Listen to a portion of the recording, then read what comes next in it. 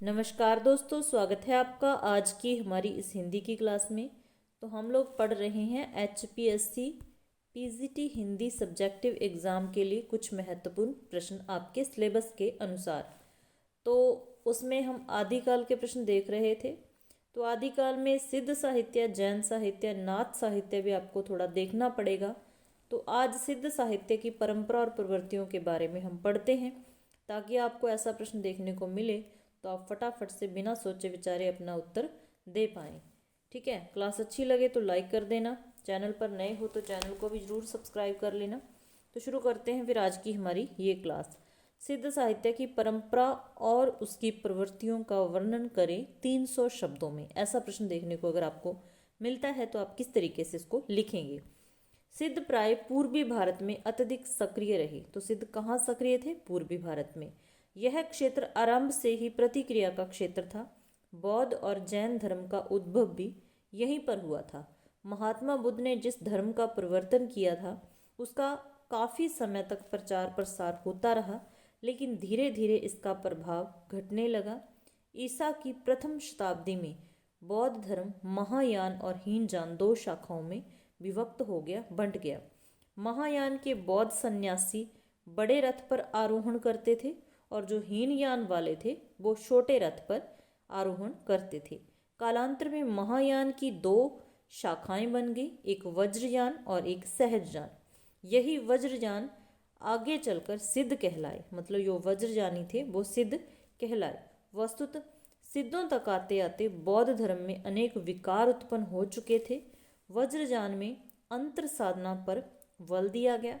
इन वज्रयानियों ने सहज सरल मार्ग को छोड़कर योग मार्ग को अपनाया और कामाचार को स्वीकार किया। सिद्धों की संख्या 84 मानी गई है। इन सिद्धों की रचनाओं का एक संग्रह डॉक्टर हरप्रसाद शास्त्री ने वौद्गान और दोहा नाम से बांग्ला में प्रकाशित कराया है। ठीक है, इधर राहुल सांकृत्यायन ने तो सिद्ध सरहप्पा को हिंदी का प्रथम कवि भी घोषित कर दिया है। सिद्धों का समय संवत 797 से 1257 तक माना गया है। सरहप्पा, गणहप्पा, शबरपा, लुइपा, डोमिपा, कुकुरिपा आदि सिद्ध साहित्य के कुछ महत्वपूर्ण कवि हैं। जब सिद्ध साहित्य के बारे में आप लिखोगे तो सिद्ध जो कवि थे उनके बारे में थोड़ा बहुत लिखना पड़ेगा। जब आपने पढ़ा होगा तो मतलब जैसे सरहप्पा के बारे में पढ़ रहे हैं तो सरहप्पा के बारे में क्या महत्वपूर्ण चीज़ है वो लिखेंगे तो एक प्रभाव सा बन जाता है। जैसे सरहप्पा ये सिद्ध कवियों में प्रमुख हैं। राहुल सांकृत्य ने इनका काल संवत 817 स्वीकार किया है। इन्होंने कुल 32 ग्रंथ लिखे थे, जिसमें दोहा कोश सर्वाधिक प्रसिद्ध काव्य रचना है। तो दोहा कोश किसकी रचना है? सरहप्पा की। सरहप्पा के बारे में आप लिख रहे हैं तो वहाँ पर दोहा कोश का जिक्र करना जरूरी हो जाता है। इन्होंने रूढ़िग्रस्त बौद्ध धर्म का खंडन किया और सहज साधना पर बल दिया। सरहप्पा ने दोहों और चर्या गीतों में अपने विचार प्रकट किए हैं। क्रांतिकारी कवि होने के कारण इन्होंने सरल भाषा में पाखंडों तथा अंधविश्वासों का खंडन किया है। उसके बाद आते हैं कणहप्पा। सिद्ध कवियों में इनका स्थान महत्वपूर्ण माना गया है। इन्होंने रहस्यात्मक भावनाओं को चर्या गीतों में व्यक्त किया है। तो सिद्ध कवियों में कणहप्पा का स्थान है, महत्वपूर्ण है। इन्होंने रहस्यात्मक भावनाओं को चर्या गीतों में व्यक्त किया, लेकिन इनके गीत रूढ़ियों तथा पाखंडों का भी खंडन करते हैं। ठीक है, फिर आ गया शबरप्पा। संवत 700 में इसका जन्म एक क्षत्रिय परिवार में हुआ है। तो शबरप्पा के बारे में क्या याद रखना है कि इसका जो जन्म हुआ था क्षत्रिय परिवार में हुआ था। कालांतर में इन्होंने सरहप्पा से दीक्षा ली। सरहप्पा के ये शिष्य थे, शबरों जैसा जीवन गुजारने लगे। उनकी प्रसिद्ध काव्य रचना चर्यापद है। तो चर्यापद किसकी रचना है? शबरप्पा की। ये थे सरहप्पा के शिष्य और ये क्षत्रिय परिवार से थे। इन्होंने मोह माया का विरोध करते हुए सहज एवं सरल जीवन शैली को अपनाने की सलाह दी। उसके बाद आ गया लुइपा। इनका जन्म एक कायस्थ परिवार में हुआ। शबरप्पा का क्षत्रिय परिवार में हुआ, लुइपा का जन्म एक कायस्थ परिवार में होता है। ठीक है, इन्होंने शबरप्पा से दीक्षा ली। तो शबरप्पा के शिष्य कौन थे? लुइपा। ये सहज साधना में विश्वास करते थे। तत्कालीन उड़ीसा के राजा और मंत्री इनके शिष्य बन गए। इनकी काव्य रचनाओं में यत्र तत्र रहस्य भावना देखी जा सकती थी। तो रहस्य की बात किसने की? लुइपा ने की। ठीक है, तो यहाँ पर लुइपा के बारे में इतनी बातें याद रखनी है। फिर आ गया डोमिपा। इनका जन्म लगभग 840 में एक क्षत्रिय परिवार में हुआ। ये विरूपा के शिष्य थे। इनके नाम के साथ 21 ग्रंथ जुड़े हुए हैं। तो डोमिपा के बारे में याद रखना है कि इनके नाम के साथ 21 ग्रंथ जुड़े हुए हैं, जिसमें डोम्बी गीतिका, जोगचर्या, ठीक है। तो ये मेन याद रख लेना है। उसके बाद कुकुरिपा। इनका जन्म एक ब्राह्मण परिवार में हुआ था। कुकुरिपा ब्राह्मण परिवार से संबंध रखते थे, जो कि कपिलवस्तु में रहता था। कौन परिवार इनका? इन्होंने चर्पटिपा से दीक्षा ली। ऐसा कहा जाता है कि इन्होंने 16 रचनाएं लिखी थी। तो मुख्य एक दो पॉइंट याद रखने हैं हर एक सिद्ध कवि के बारे में। इन्होंने अपनी कविताओं में सहज और सरल जीवन शैली पर बल दिया। आगे ज़्यादा कुछ नहीं, क्योंकि आपने 10 नंबर का ही क्वेश्चन करना है। तो सिद्धों ने 3 प्रकार के साहित्य की रचना की। यहाँ से आगे आपने ये याद रखना है, सिद्धों ने 3 प्रकार के साहित्य की रचना की। नीतिपरक और आचारपरक साहित्य, उपदेशात्मक साहित्य, साधनात्मक साहित्य। कौन कौन सा? नीतिपरक या आचारपरक कह सकते हैं, उपदेशात्मक कह सकते हैं, साधनात्मक साहित्य, ठीक है। उसके बाद इन्होंने सॉरी, इनकी प्रवृत्तियाँ क्या रही? तो यहाँ पर पढ़ने के बाद लिखना बहुत आसान हो जाता है। जैसे भी आपके सामने प्रवृत्तियाँ आती हैं तो मेन पॉइंट आपको कॉपी पे नोट करते जाओ। अगर आपके पास ये बुक वगैरह नहीं है तो उसके बाद आप आगे लिख पाओगे। तो सबसे पहले सामाजिक रूढ़ियों तथा बाहरी आडंबरों का खंडन। सिद्ध साहित्य में प्राय खंडन मंडन की प्रवृत्ति देखी जा सकती है। तो सिद्ध साहित्य में खंडन मंडन की प्रवृत्ति देखी जा सकती है। सिद्धों ने समाज में प्रचलित पाखंडवाद, आडंबरों, रूढ़ियों तथा बाह्याचारों का विरोध किया। तो ये बात याद रखना है, ठीक है। उनकी खंडन मंडन की इसी प्रवृत्ति ने भक्तिकाल के संत कवियों को भी प्रभावित किया, ठीक है। इतनी चीज़ें यहाँ पर आपने लिख देनी है इस पॉइंट में, सामाजिक रूढ़ियों तथा बाहरी आडंबरों का खंडन। उसके बाद रहस्य भावना, दूसरा पॉइंट रहस्य भावना। सिद्ध कवि आत्मा परमात्मा के मिलनार्थ अनेक प्रकार के प्रतीकों का प्रयोग करते हैं। तो आत्मा परमात्मा के मिलन की यहाँ बात की जाती है, तो वहाँ क्या है? रहस्य भावना है। तो सिद्ध कवि आत्मा परमात्मा के मिलनार्थ अनेक प्रकार के प्रतीकों का प्रयोग करते हैं। इसका कारण यह होगा कि आत्मिक अनुभवों को सीधे सरल शब्दों में व्यक्त करना काफ़ी कठिन होता है। ईश्वरीय अनुभूति सामान्य अनुभूतियों से सर्वदा भिन्न होती है, जिसे व्यक्त करने के लिए सिद्ध उलटवासियों तथा प्रतीकों का प्रयोग करते थे। तो सिद्ध उलटवासियों और प्रतीकों का प्रयोग करते थे, लेकिन उलटवासियों और प्रतीकों का प्रयोग प्राय योग साधना के विभिन्न अंगों के अनुसार ही किया गया है। तो दूसरा ध्यान रखना है क्या है? रहस्य भावना। आगे है तीसरा, इसका जो मुख्य पॉइंट है, बिंदु है, वो क्या है? सामाजिक जीवन का वर्णन। वस्तुत सिद्ध कवि समाज से जुड़े हुए थे। याद रखना है, सिद्ध कवि समाज से जुड़े हुए थे। निम्न जाति के लोगों का इनके पास आना जाना था, अतः इन्होंने सामाजिक जीवन का सजीव वर्णन किया है। साथ ही इन कवियों ने भक्ति काल के लिए एक पृष्ठभूमि को तैयार किया है। ये कवि वर्ण व्यवस्था में बिल्कुल भी विश्वास नहीं रखते थे, लेकिन आरंभ में कवि सामाजिक जीवन को सहज और सुथरा बनाना चाहते थे। परिणाम यह हुआ कि सभी जातियों के लोग सिद्ध संप्रदाय के संपर्क में आए, लेकिन समय के साथ साथ इनमें भी विकार उत्पन्न होने लगे। संभवतः यही कारण है कि कुछ विद्वान इनके साहित्य के ज्ञान को अधकचरा ज्ञान कहते हैं, ठीक है। तो ये हो गया हमारा तीसरा पॉइंट।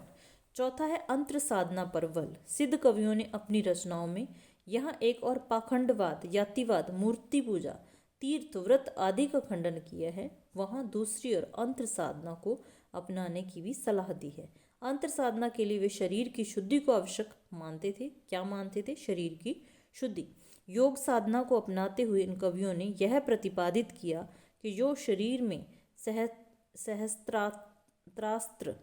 सहस्त्रास्त्र तथा कुंडलिनी है, वही वस्तु शिव और शक्ति है, ठीक है। इतनी बातें इसमें याद रखनी है, ठीक है। उसके बाद आ गया मध्य और मैथुन के उपयोग पर बल। अंतर्मुखी साधना करते करते सिद्ध कवि मध्य और मैथुन में रुचि लेने लगे। परिणाम यह हुआ कि सिद्धों की तांत्रिक साधना ने अंतिम चरण में महासुखवाद ने संभोग सुख का रूप धारण कर लिया।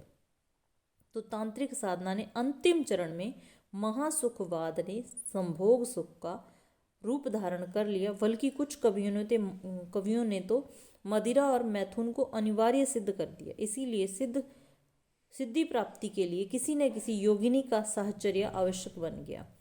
तो ये यहाँ पर इनमें विकार उत्पन्न होने लगे थे। सिद्धों की अधिकांश साधना नायिकाएं का पाली, डोंबी, रज्जकी, महामुद्रा आदि छोटी जाति की नारियां होती थी। इनके साथ ये कवि व्यभिचार करने लगे। उदाहरण के रूप में सिद्ध कवि कणहप्पा कुंडलिनी जागृत करने के लिए ढोंबी नायिका का आह्वान करते हैं। तो मतलब ये पॉइंट यहाँ याद रखना है। फिर गुरु का महत्व। सिद्ध कवियों ने ईश्वर प्राप्ति के लिए गुरु को नितांत आवश्यक माना है।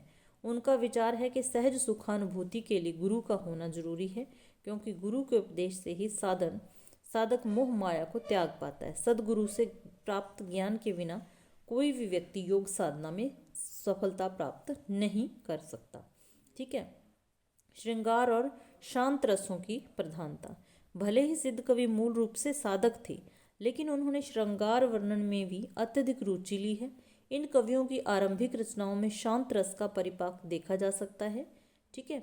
यहाँ ये कवि ब्रह्मचर्य, वाक संयम तथा आंतरिक शुद्धि पर विशेष बल देते थे। सिद्धों ने यह स्पष्ट किया है कि गंगा, जमुना, प्रयाग आदि में स्नान करने से शरीर पवित्र नहीं होता, मन की पवित्रता ही तन को पवित्र करती है।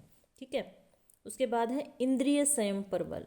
यूँ तो सिद्ध कवियों ने तंत्र साधना के लिए नारी भोग को आवश्यक माना, लेकिन अन्यत्र वे इंद्रिय निग्रह को भी नितांत आवश्यक मानते हैं। आरंभिक सिद्ध साहित्य में सहज और स्वाभाविक जीवन यापन को विशेष महत्व प्रदान किया गया है। यही कारण है कि उनको सहज जानी भी कहा गया है। लेकिन आगे चल के वे भोगों को भी आवश्यक मानने लगे, लेकिन उनका यह भी विचार था कि भोगों में अधिक लिप्त होना उचित नहीं है, क्योंकि इससे साधक का मन मुक्त नहीं हो सकता। क्लास अच्छी लगे तो लाइक ज़रूर कर देना। वैसे तो बहुत कम बच्चे हैं जो क्लास को देखते हैं, लेकिन जितने भी देखते हैं उनके लिए मेरा फ़र्ज़ बनता है कि चलो पेपर तक जितनी हेल्प हो सके मैं कर पाऊँ। ठीक है। अगला पॉइंट है शून्यवाद में विश्वास। यह एक सत्य है कि सिद्ध साहित्य का विकास बौद्ध धर्म की वज्रयान, सहजयान और मंत्रयान शाखाओं से हुआ है। इधर भारतीय धर्म साधना में तंत्र साधना को विशेष महत्व दिया जाता है। वेद सम्मत और वेद विरुद्ध इसकी दो शाखाएं हैं। वज्रयान के विकास में वेद विरुद्ध शाखा का विशेष योगदान है। ठीक है। फलस्वरूप शैव तंत्र और शाक्त तंत्र दोनों साधना पद्धतियों का विकास इसी से हुआ है। शून्यवाद में विश्वास मतलब थोड़ी बातें इसमें आपने लिख देनी है।